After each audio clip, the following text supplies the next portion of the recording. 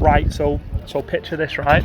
We're currently sat in Teguise in Lanzarote, and for some unknown reason, on my birthday, I'm doing a little kind of interview for my podcast with Kingley Boy. So how weird is that? It's pretty surreal, like sat with a pint. So unusual, mate, isn't it? Very unusual. Right, so like for me, I guess my overwhelming question is, how did you start? So, I mean, obviously I'm older than you, and first of all, happy birthday, James. Thank you, mate. It is actually the day that war broke out, because my granddad used to remind me of it frequently, the 3rd of September, so it is also my birthday. Oh, there we are. Well, I forget that one, mate, but there we are. You're going to forget the day that war broke out? Well, I wasn't around for that, was I? But, Nearly, just was. Just was, yeah. He's not going to listen to this, is he? Yes, he will. Oh, okay. 100%. Sorry, Just. He'll listen to it in the car, because when I land, we're going down to Maidstone and Bognor and stuff. So like literally, I got a day at home, and then we're jetting down. So yeah, you'll listen to this in the car. You'll enjoy that, mate. Yeah, I think I'm gonna. I said to Dave Snakes I'd probably pop down to Chatham October time. Yeah. Because I haven't been to Kent for ages, because obviously tend to go to Bognor, whatever. But it's strange, isn't it? So starting off, obviously, I'm older than you. How old's Just, would you say? Just is 78 now. He's in his mid-50s. Yeah, so I'm 51. I mean, I know I look younger, but thanks for saying that. He's like, compared to Just, you're a teenager, Kingley. Yeah, thanks, thanks, mate.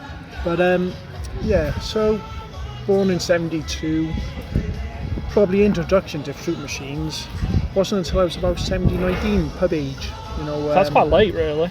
It was, and it wasn't nothing to do with the flashing lights or nothing like that. It was, and I don't want to say it obviously, but I would sit there in a pub, have a few beers, and just see people lose loads of money in a machine.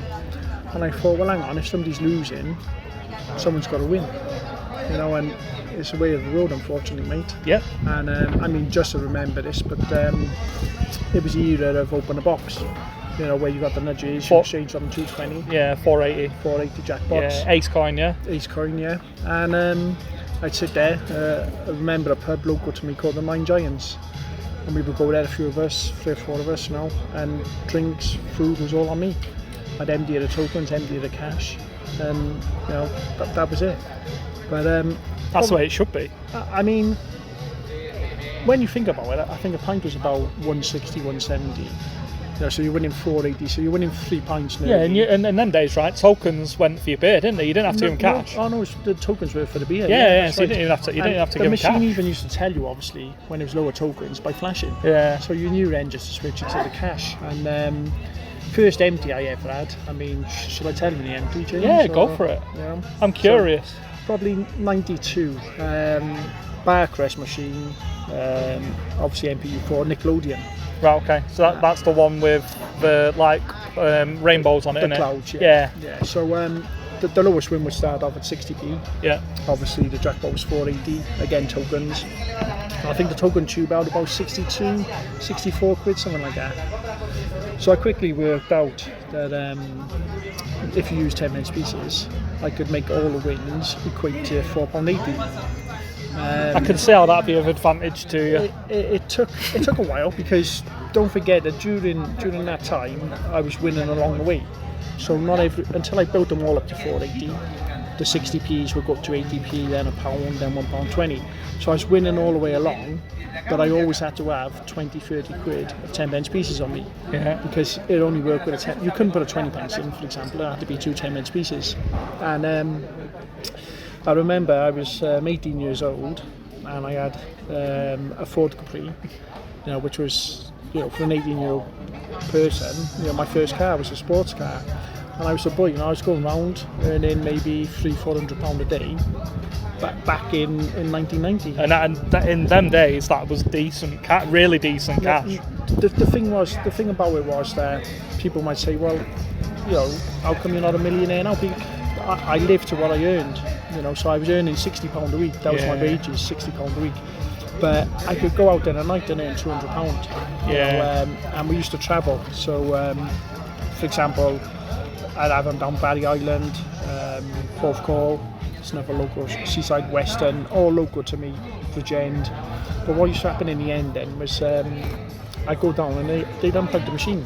You know, you'd see me come in. Turn it off. They'd plug the machine and turn it off. So I quickly obviously learned the 10-key stroke on a 7-Heaven. And don't forget, in the early 90s, every arcade had 3 or 4 of these 7-Heaven Project Coin machines. It just wasn't one machine that I could empty. It was 3 or 4 in an arcade. You're going to Barry Island, there's 7, 8 arcades. We're talking 30 machines. I think touching on something, I also get asked, you know, where did the money go? Why have you not got the money that you earn? I mean, you know, we were doing £1,000 a day every day. Like, we were doing really good money, but I think people don't realise. I mean, I stopped in 2008. When did you stop? So, obviously, my first child was born in '97. The era changed from the 480s. There was still some 480s in the pubs. Token machines for me were easy money. You like a reflex. You had a lot of people that couldn't play these machines, so you could just go to a pub, you could sit there, and I'm not talking about sharking. It's just a natural thing. You sit there, you'd have a pint. The first pint would cost you, but the rest of the beer and the food was free for me and my mates. You know, my mates never put their hands in their pockets. You know, I hope your mates are still your mates now. They're still my mates now, because money doesn't make mates, you know. No, people make people, don't they? And you know, a friend is a friend, isn't it? But there was another machine. So I think Dave has got a machine, but he won't put it out. There's a machine. There's probably a few of them. Yeah, exactly. There's a machine. I went to a local place called Cumbran, which, you know, is probably 20 minutes from Cardiff. And this was when the tokens went. So can you remember the abolished tokens? I remember them going. It went to £6, and then they turned to cash. Then £5 cash was the maximum. And I went to this arcade once in Cumbran. First time I'd ever been there. And I seen this machine. It was called Digger's Delight, and it flashed a secret invincible. Right. It was only a £5 jackpot, but you could accumulate shots, and each shot rounded up to £1. So, like people. I think you found a flaw here somewhere, haven't you? I have indeed, yeah. And what would happen was I'd have an invincible mode, and instead of taking the £5 jackpot, I would take the 40p cherry win and just keep exchanging for my shots. I used to have 99 shots. Each shot was a minimum of £1, and you can guess the rest. I can understand why Dave wouldn't put that machine out. I know, but I did ask him to put it out, and I do you know what? I'll be honest. I've probably only seen I seen one in Western. I used to have one down in Porthcawl, actually, in the high tide, and I went down. I'd done it probably once or twice. 125 in the tube. And then used to unplug it when I used to go in. How far did you travel to? Because obviously I was around the country, and I know we have mutual friends. Yeah, so I think you went further than me. I mean, it was strange. I don't know if I was too early. I mean, I don't mean ahead of my time, but I didn't have much time to go around and do stuff, because obviously I had a great lifestyle. I had the cars, you know, I had the clothes, but I had a child young. And from there then I just didn't have time. It wasn't money. Financially I was fine. It was just more about the time, you know. I had this child, I had to get a house, and other things took priority. I took a back seat. I kept in the circle, you know, with the friends, and every now and then we would go out and, you know, do a few things, but it was great then. So I went from that to buying machines on eBay. Right. Used to buy them on eBay, which is like my fun hobby, right? So fix them, obviously sell them, and I could see that there was more money in that for me. I got banned from eBay. They called me a trader. Right. So they removed my account. I remember Josh, my boy, he was probably maybe 4 years old. Myself and Sam, we went up to Nangarrow, local bowling alley. And we were having a game of pool, and she said, "Oh, look at this! On eBay, it was something like 20 machines, £200. Some were working, some were faulty." Bargain. So that doesn't happen now. It doesn't happen now. So I said, "Well, let's bid on it." So I had nowhere to put 20 machines, by the way. So I thought that I'd never win it. I bid £205. And then next day, she says, oh, you've won those machines. I thought, shit. First thing, where am I going to put 20 machines? And people don't realise how bulky and how heavy they are bloody heavy. You know, people don't realise I had a garage. I think back to back I could only get 8 in a garage. They were over my mum and dad's house. And it took me about 3 months to go through them. Bought a few boards, a few PSUs, power supply units, changed through mechs, changed through tubes, always bulb issues, isn't it? And I think overall we worked out. I sold them for about 3,200. Yeah, so you made a good wedge out of that. With parts, I probably made about £2,500. Yeah. And I thought, well, here's me now. I've come out of the scene. You know, I've got children. By this time, we'd had our second child. I've come out of there. There's still money to be made in machines if you know what you're doing. Absolutely. There was a Rio King. You remember Rio King? I do. I think it was a section 16. Yeah, just right. before the B3s. Yeah. So it was on the eBay. random spinner sort of era. This, yeah. Well, you know the trick on random Oh spinner. yeah, I made a few money, a few £2 quid, and got barred a few times. Yeah, you £2, wasn't Yeah, it? But we won't go into that because everyone knows that, don't they? So Did he all know that? I don't Did they all know? Did they all know? Put £2 in, collect, put 10p in, press start, and it just spins. I don't know, mate. I don't. It worked on the Monopoly as well. Yeah, Dave said that he was doing the casino cabinets that were £5. Yeah, some of them were the same money. But from that then, eBay banned me, as I said.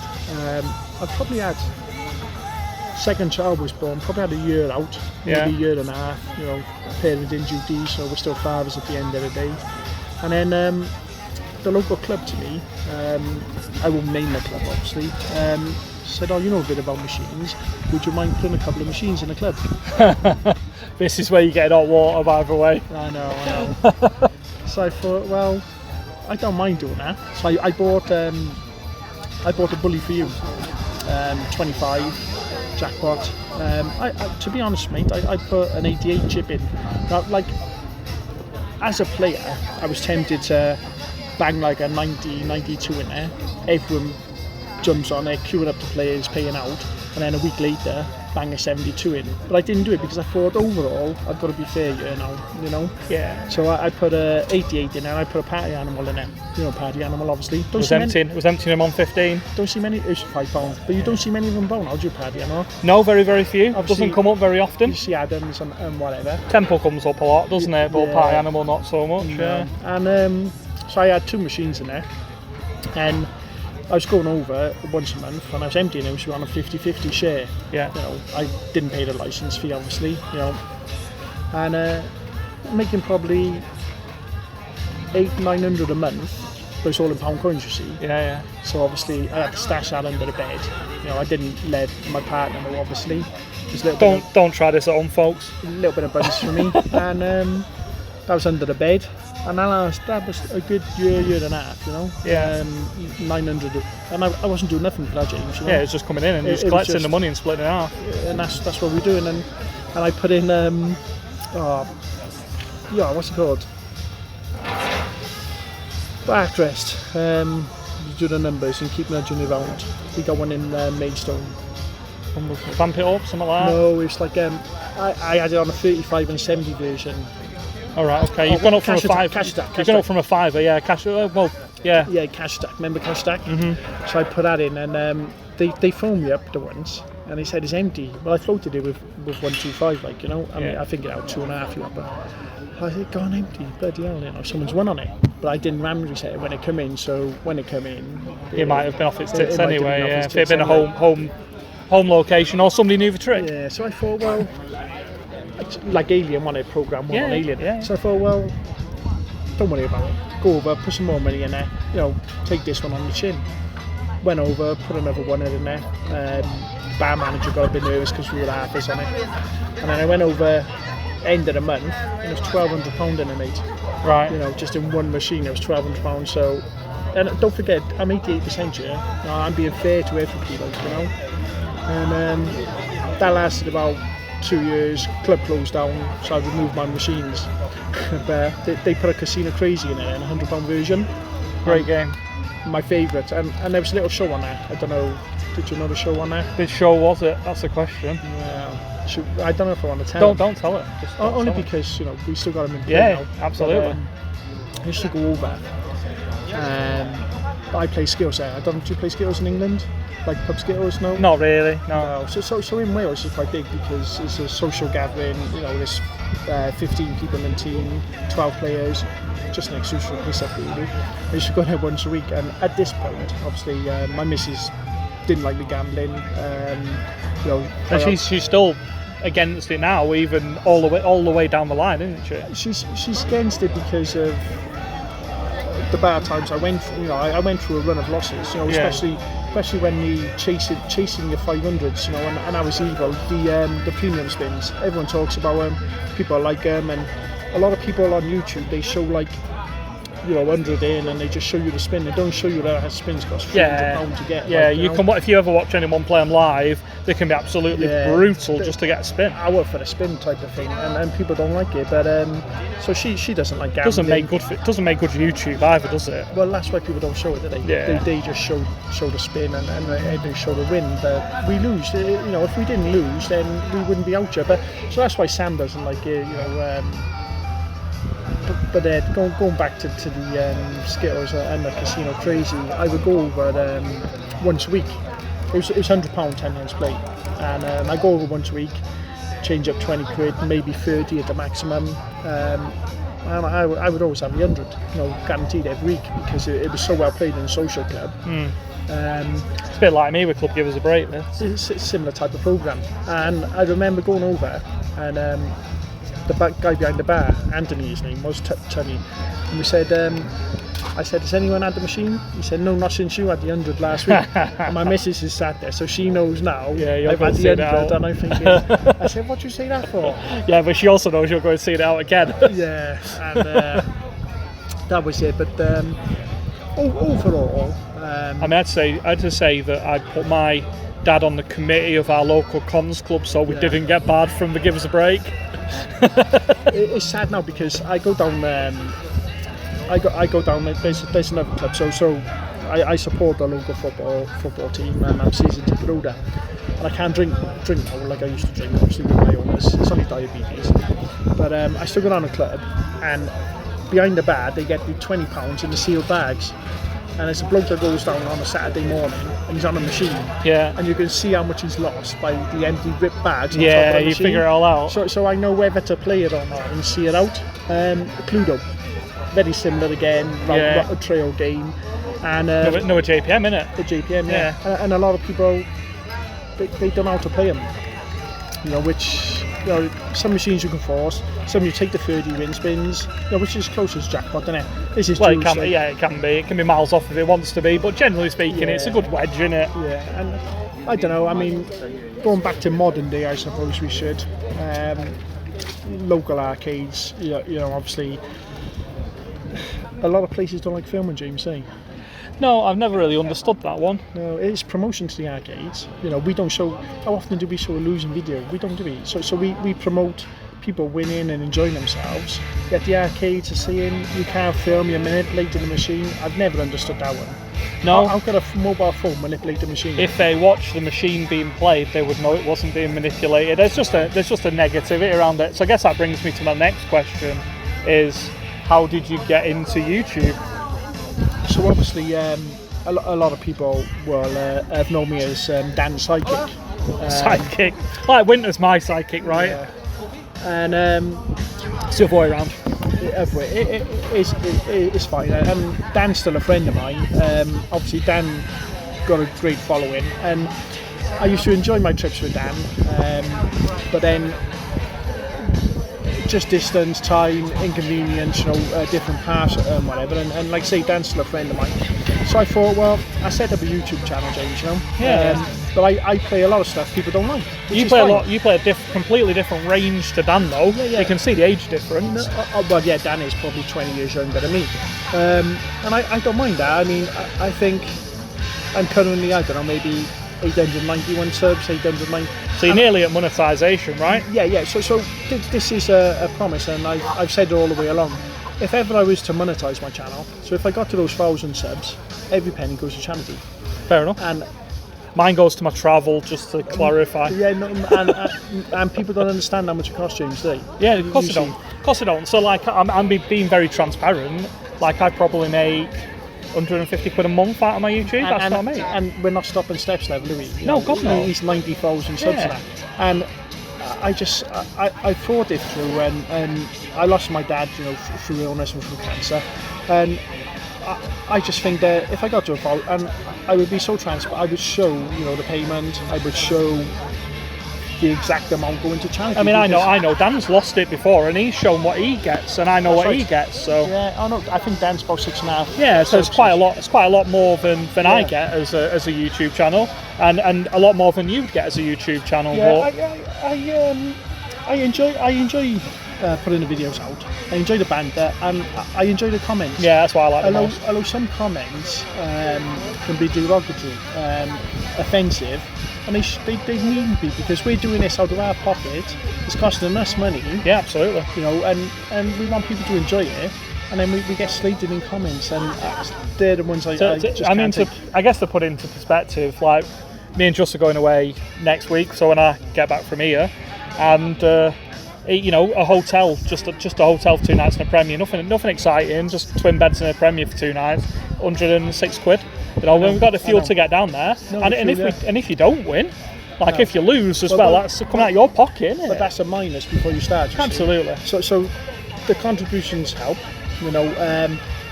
I suppose I don't put out as many videos as I could, because I stay a little bit local. We talked about everywhere's a trek for you, though, other than Western.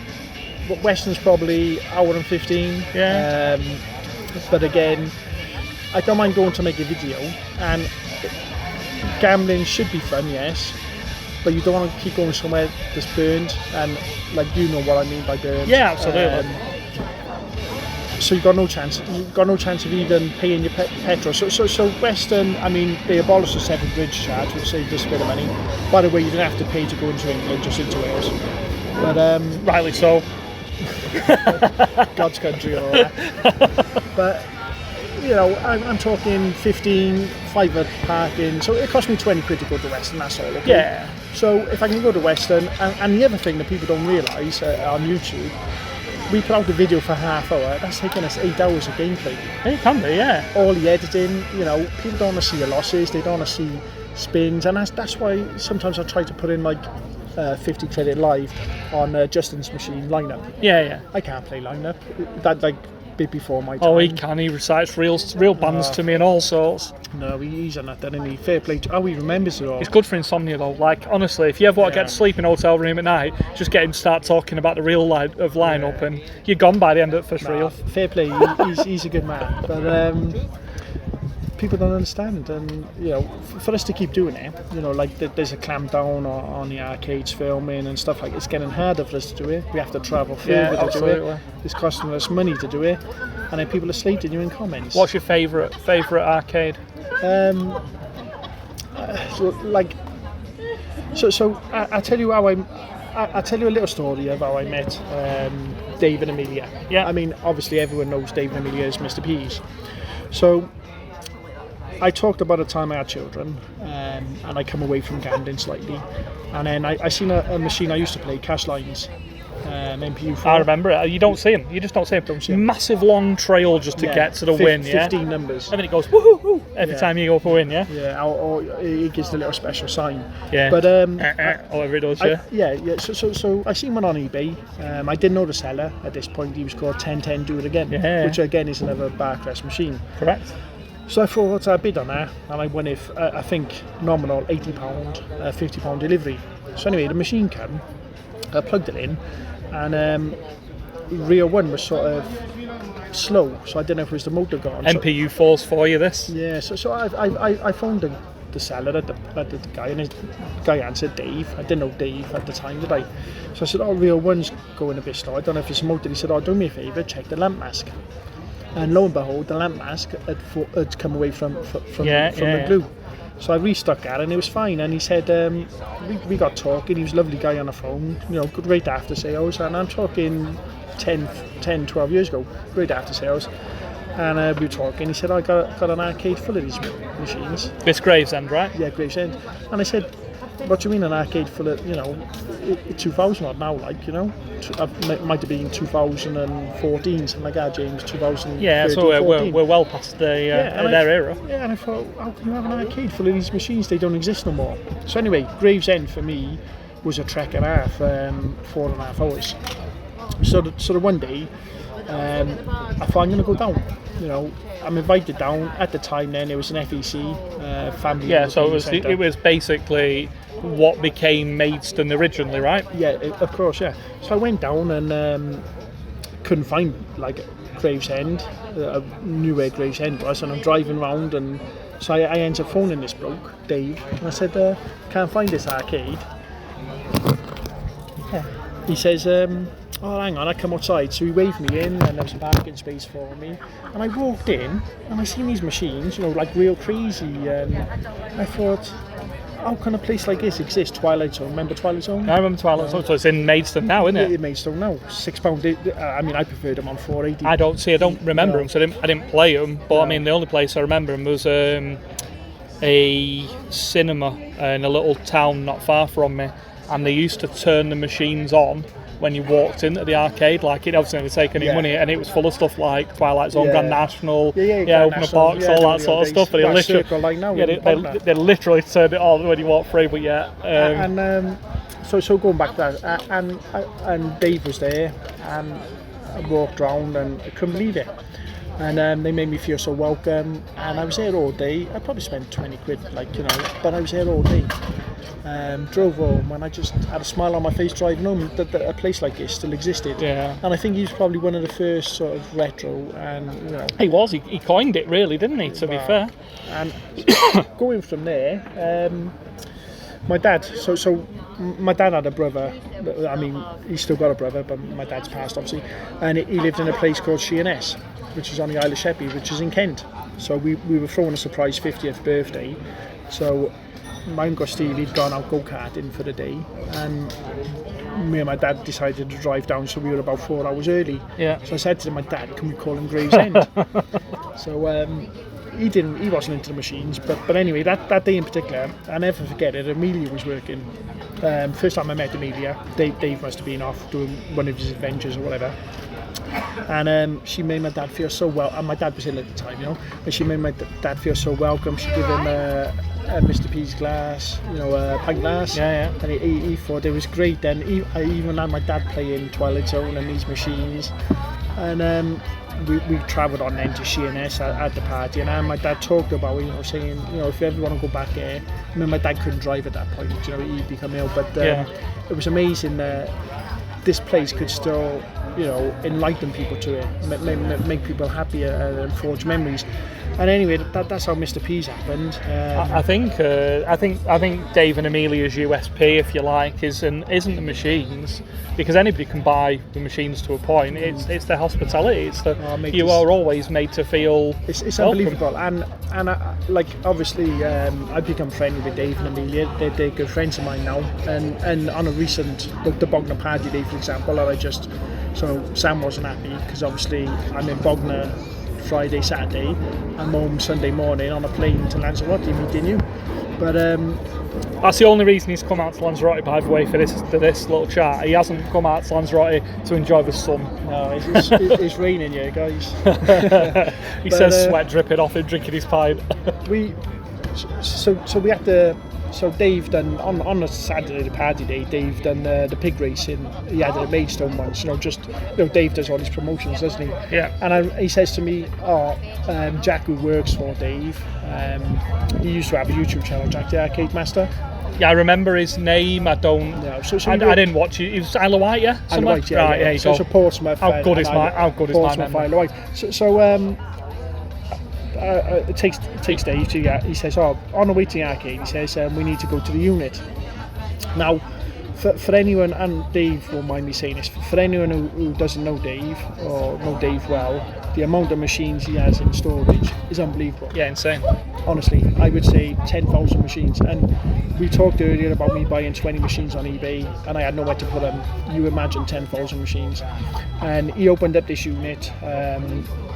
and I had to get some, you know, I don't know what you call them. They go in between the machines, the T7s and 8s. You put your drinks on them. Yeah, the little spacers, yeah. stands. So I had to get 4 of them. And he opened up the shut the door, and I just seen machines that I haven't seen for 30 years, James. You know. Yeah. And these are yet to come out. And when I know other people open up retro arcades, you've got Matt, you've got Ryan, you've got Callum, you've got Wes and Weston, and it's so hard to keep them going, you know, for parts and for replenishment of stock. Yeah. And you know, what's that other place in Blackpool? Higgett's, is it? I've seen a few videos of Higgett's. People don't understand. Got a place in Cleveland's. Oh, yeah, I seen that one. Yeah, Cleveland's. You'd like Cleveland's. Is that Leisure Time? Yeah, you'd love Cleveland's. Yeah, you'd love that. If I have to talk into going to Blackpool one day, I will. Definitely got your sort of machines in there. But of course, we've going back to say the Mr. B's brand. Obviously, we've got another one opening soon, which is Fareham.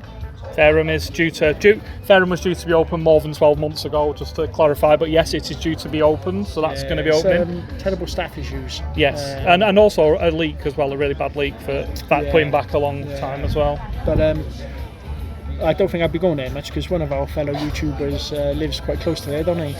Yeah. But I mean, Bucket, let me just clarify, he is not your era.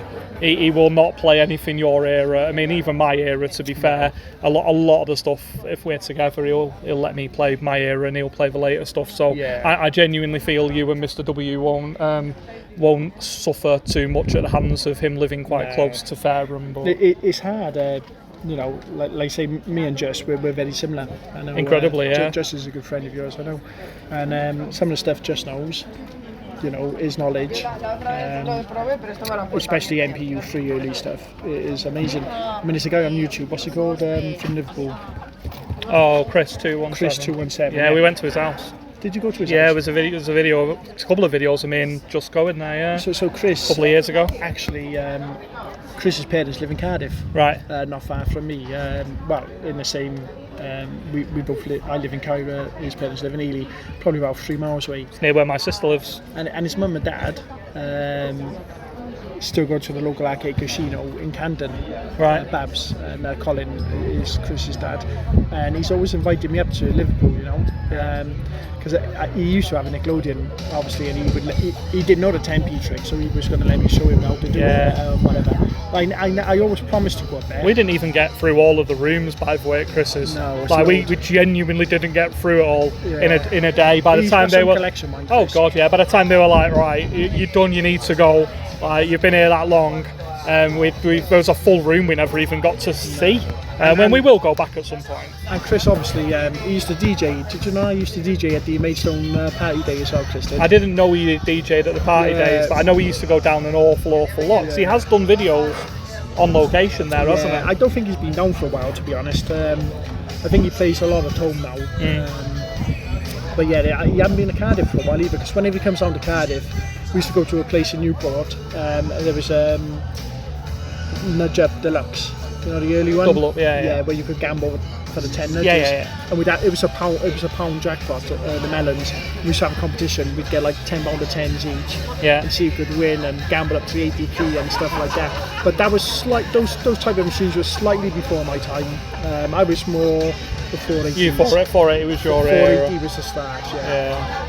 Yeah, and from everything that Just has said to me over the years, bear in mind I've spent many hours with him in the car, he says it was the right era. He said it was the best era. It was fun. I mean, it was okay. So the financial gain of your 500s, you know, if you knew a rip on a 500, you put £10 in and win 500 every time, wouldn't you? But on a 480s, it was fun because you used to build up that kitty, you know, and it's the past. You know, everyone knows how to play them. Maybe not correctly. They can't count the reels like Juz. No, nobody on earth can do stuff like that. Your 7 Evans, Oldham, is 2 away, is a 1 away. Or do you just let him spin for the 3? Just knows what to do, doesn't he? Yeah, and there's still not a lot of people who know that. Yeah. But, oh God, I think the biggest thing about certainly players of that era, and that's not really limiting it just to you and him. I mean, if you look at Freedom Fruits, I'd say Mark Moore, people who were around in those era, that the level of knowledge collectively is frightening. We could write a book, couldn't we? Yeah, that's how you survive, though. Yeah. Let's be honest. Oh, mate, like I said, those days I was 18, I had a 2-litre Sport Capri. I remember the reg EBO 596V, 1980 car, so it was 10 years old when I had it. Yeah. But no one else 18 had this sports car. No. You know, and the tokens, I just couldn't get rid of them. You know, I'd be buying teddies. You know, obviously I can't talk about women and stuff like that, but He wasn't buying women. No, not women. I might have bought teddies for women, but it was irrelevant. It didn't matter because I'd empty a machine and I knew I could empty the one next to it. Yeah, and I think that was the same for me in my era where, you know, I've said on record I'd only ever go out with 50 quid. I never went out with any more than that, and you just knew you could go to places where there was a number in JPM, and it didn't matter where you went. Every single place you walked through the door of, there was money to be made, and I think a lot of us probably started more seriously on nights out because we saw people losing. Nights out, right? I won't go over old stuff, and I'll finish on this story for you, James. There was a nightclub in Cardiff, many nightclubs, but one we used to frequent, early 90s, it was called Cocoa Savannahs. So went there one night, well, that's a new machine, and it was a Nickelodeon, and I told them about this trick on Nickelodeon, and I emptied it of every single token, put the tokens in, emptied the cash, and anyway, the tokens is empty. So used to call the guy over, build the bank up to 30 quid, because it automatic payout, call him over to watch it pay out, knowing it's not going to pay out. So I'd say to him, come watch this payout. He'd come over. This is once a week, don't forget. He'd come over and pay out. He did pay out. He said, I can't give you cash because we don't own the machine. Obviously, it's issued threat. He said, you'd have to give me something. I've got no money for drink. James, I'd be drinking pints of champagne, mate. Now, did I like champagne? I didn't like champagne. It's horrible. It's horrible. And it wasn't Moët, it was your cheap shit you used to get in the clubs. But I was drinking pints of champagne because I could. Not because it was costing me money, but because I could do that. And the women would have loved that as well. Well, obviously our partners are here, so we can't talk. Luckily, they're inside. Luckily, yeah. But mate, it was free. Everything was free. Yeah. I lived free probably from 90 to 95. And what I mean by that, I'm not a millionaire because I'd spend the money. Yeah. I'd be generous with the money. You're very much the same as what I was like. Whoever wanted something, they could have it. I didn't have to save up to go out and buy a watch or go out and buy clothes. No. I just go to an arcade and I would pay for them. I went for a few years where I think my missus just paid for everything in pound coins. No, she'd go and do a Tesco shop in pound coins. It's right though, and people say, well, you should have millions. It's not about that. Yeah. You still got to live, you still got to enjoy your life. And you've got to treat those around you as well, mate. And I think my last question is, do you regret it? Do you regret anything about it? No. And that's the main thing. I can regret it. I maybe, if I could change anything, I'd probably, and it's wrong to say this, and I don't encourage this at all, but if I could have changed anything, I think I would have travelled further and give up my job for a couple of years. Yeah. I know that sounds stupid because I don't condone nobody gambling, I don't condone nobody not working, but I was earning £60 a week working Monday, and that included a Saturday morning, and I'm talking 8 in the morning to 6 in the night. Yeah. £60 a week. A lot of my friends were on a YTS. I don't know, like yeah. It was called youth training. We didn't have them in my day. Pretty much YTS had finished by then. £28 a week they were on. I was on double M on £60 a week. But I could earn, like I say, between £150 and £200 a night after work going out. And if I give up work for those 4 or 5 years, but what would that have led to? I wouldn't have met my partner, I wouldn't have had my children. So no, I don't regret nothing, mate. Fair enough, and that's the way it should be. The only thing I regret is that 110 of you haven't subscribed to Kingley's channel. We'll put it in the link. Get him to his 1,000. Cheers for your time, Kingley. Very much enjoyed it. Indeed. Come on, let's have a pint.